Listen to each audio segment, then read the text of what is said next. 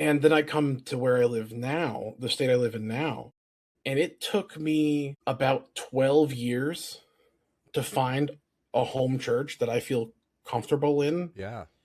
and have been able to build community with. So I used to live on Long Island, New York. I lived in a borough of 250,000 people. Where I moved to, the town that I lived in, me and my family, we increased the population by almost a full 2% when 6 of us moved there. Yeah. We moved to a town of 496 people, and we were the 6 that made it 96. So the church that we went to there for the first time was a Church of Christ that was perpetually stuck in 1999. Okay. Maybe a whole 900 square feet in Oh wow. size. Okay. Yeah, I can picture that. I've seen those kind. I've done rural ministry. I know exactly what you're talking about. Yeah. So Midwest, super small town, even smaller church. And I was like, okay, well, this isn't exactly what I imagined. This isn't what I'm used to. Yeah, ukulele culture shock in all caps. And uh, so the next town over was a Baptist church that was preached by the same pastor of the Church of Christ that we went to. Oh, that's interesting. He preached at 2 different churches. The average age of that church might have been 70. Yeah.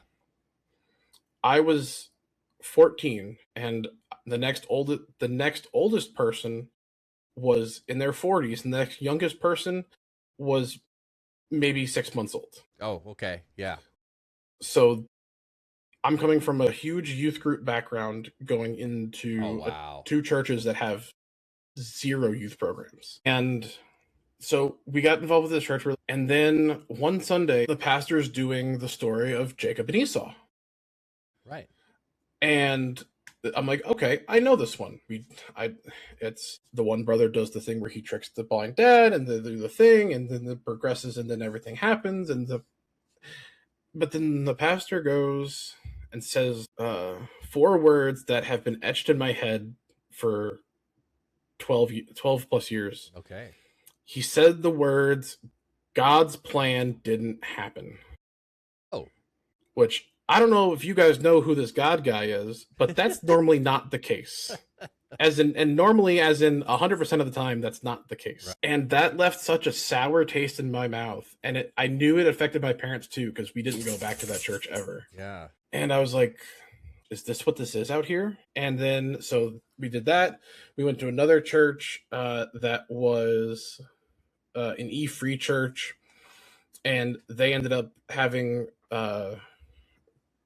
issues with the board. Yeah. So we walked away from that. We ended up as part of another church that was what I like to call, I call it a spite church, because the sole reason that church existed was because it split from another church. And then I ended up in another E-free church. And I got super involved in that. I was helping with, I was part of a college and career group.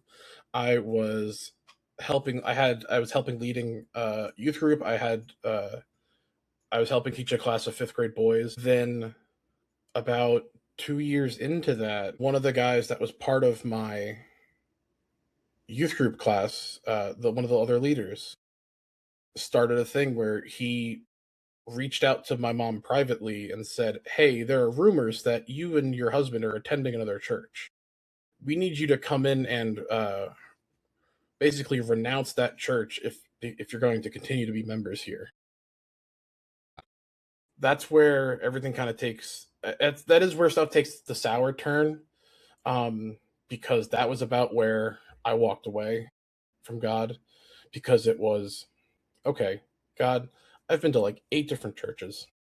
I've been through so much pastoral counseling, and why? Like, what is, like, are you even real? Like, is this just all a sham?